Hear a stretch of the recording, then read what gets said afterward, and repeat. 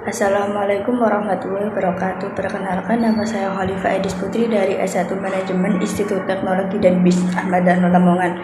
Di sini saya akan mempresentasikan materi tentang manajer dalam kegiatan manajemen. Di sini saya akan menjelaskan tentang manajer dalam kegiatan manajemen. Pengertian manajemen adalah suatu proses di mana seseorang dapat mengatur secara sesuatu yang dikerjakan individu atau kelompok. Manajemen perlu dilakukan untuk mencapai tujuan atau target dari individu maupun kelompok tersebut dengan cara kooperatif menggunakan sumber daya yang tersedia. Tujuan di sini ada 4. Yang pertama, mengetahui fungsi manajer sebagai orang yang menjalankan kegiatan manajemen. Yang kedua, mengetahui bahwa untuk menjadi manajer yang baik diperlukan keahlian manajemen. Yang ketiga, mengetahui tingkat-tingkat manajer secara hierarkis beserta keahlian manajerial yang diperlukan untuk setiap hierarkis tersebut. Yang keempat, mengetahui bahwa manajemen berdasarkan teori dan pengalaman dapat dipandang sebagai sebuah seni sekaligus sains. Fungsi manajemen ada 5. Yang pertama, perencanaan. Yang kedua, pengorganisasian. Yang ketiga, pengarahan. Yang keempat, koordinasi. Yang kelima, pengendalian. 1. Perencanaan atau planning adalah berfungsi untuk memberikan arahan, koordinasi, dan pengendalian yang baik berdasarkan rencana yang sebelumnya telah ditetapkan. Namun dalam menjalankan proses manajemen, perencanaan yang dibuat tidak harus mutlak dijalankan. Bisa saja perencanaan tersebut berubah sesuai dengan situasi yang ada. Namun perencanaan ini tetap penting dilakukan. Adanya rencana ini bisa membuat semua terkonsep dengan baik sehingga setiap pelaksanaan yang dilakukan akan memiliki patokan berdasarkan yang baik sehingga setiap langkah penting yang diambil tidak seenaknya. 2. Pengorganisasian. Menurut Harry Vail, perorganisasian dilakukan dengan mengolah sumber daya yang ada dengan baik sampai dengan melakukan pengaturan agar rencana yang sudah ada dapat berjalan sesuai perkiraan. Dalam menjalankan fungsi perorganisasian ini terdiri dari 4 tingkatan. Di antaranya adalah pembagian tugas menjadi 1, pengarahan, ada jenjang organisasi dan tingkat sentralisasi. Adanya perorganisasian akan membuat pelaksana tugas menjadi lebih efisien dan efektif. Kenapa harus ada sistem terpusat? Hal ini agar lebih mudah untuk mengelola organisasi. Jadi perintah yang diberikan harus dalam satu satuan yang disetujui oleh tingkat paling atas atau ketua. 3. Pengarahan. Fungsi manajemen pengarahan ini diberikan untuk memudahkan proses pelaksanaan tugas agar berjalan sesuai harapan. Pengarahan biasanya diberikan dari tingkat atas ke bawah. Contohnya, manajer ke karyawan. Arahan yang diberikan untuk SDM, sumber daya manusia yang termasuk dalam anggota dari perusahaan atau organisasi. Adanya briefing sebelumnya juga meminimalkan risiko kesalahan yang dilakukan oleh karyawan. 4. Koordinasi.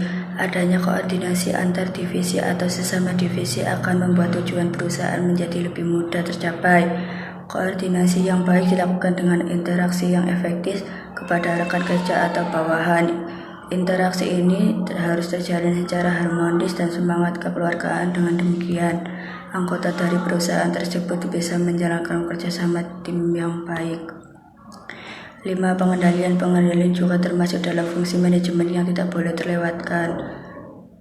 Pengendalian bertujuan untuk memantau proses berjalannya suatu kegiatan. Selain itu, fungsi ini juga berguna untuk memastikan sesama kegiatan yang dilakukan oleh perusahaan dapat berjalan dengan baik.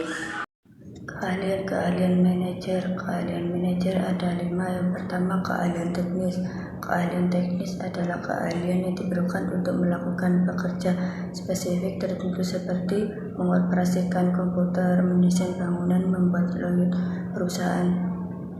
Yang kedua, keahlian komunikasi dan berinteraksi dengan masyarakat adalah keahlian dalam memahami dan melakukan interaksi dengan berbagai jenis manusia di masyarakat. Contohnya keahlian dalam bernegosiasi, memotivasi, meyakini orang. Yang ketiga, keahlian konseptual. Keahlian dalam berpikir secara abstrak termasuk di dalamnya mendiagnosa dan menganalisis berbagai masalah dalam situasi yang berbeda-beda. Bahkan keahlian ini memprediksi di masa yang akan datang. Yang keempat, keahlian mengambil keputusan, keahlian untuk mengidentifikasi masalah sekaligus menawarkan berbagai alternatif solusi atas masalah yang dihadapi. Yang kelima, keahlian dalam memulai waktu, keahlian dalam memanfaatkan waktu secara efektif dan efisien. Selanjutnya ada kegiatan manajer, ada dua. Yang pertama, keahlian dalam manajemen global, yaitu keahlian manajerial yang tidak saja berfokus pada satu keadaan di negara tertentu, akan tetapi juga lintas negara bahkan lintas budaya.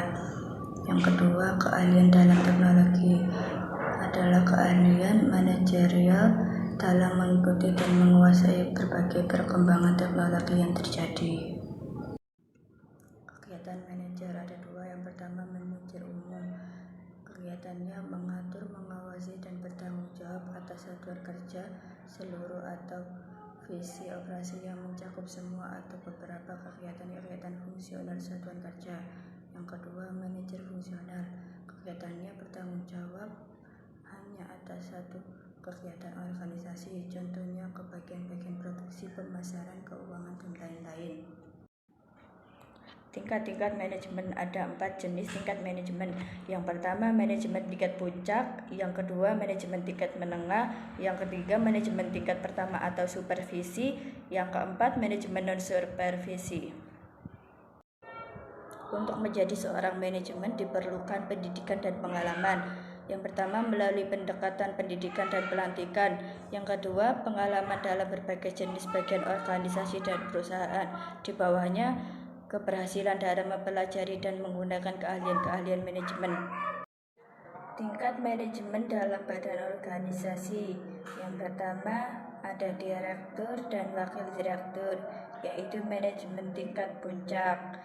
Yang kedua, manajemen personalia, manajemen produksi, manajemen keuangan, manajemen pemasaran, yaitu manajemen tingkat menengah. Yang ketiga, supervisi kelompok B dan supervisi kelompok A, yaitu manajemen tingkat pertama supervisi. Yang keempat, pegawai teknis buruh dan pegawai teknis buruh, manajemen non supervisi dan pelaksana teknik. Sales dan seni. Sales yaitu pendekatan melalui tahap sistematis berdasarkan keilmuan dan umumnya memerlukan keahlian teknik, diagnostik, dan pengambilan keputusan. Yang kedua, seni. Seni yaitu pendekatan melalui intuisi dan perasaan berdasarkan pengalaman dan umumnya memerlukan keahlian konseptual, kreativitas, dan komunikasi impersonal. Sekian presentasi saya sendiri. Bila ada salah kata dan ucapan yang kurang tepat, mohon maaf. Wassalamualaikum warahmatullahi wabarakatuh.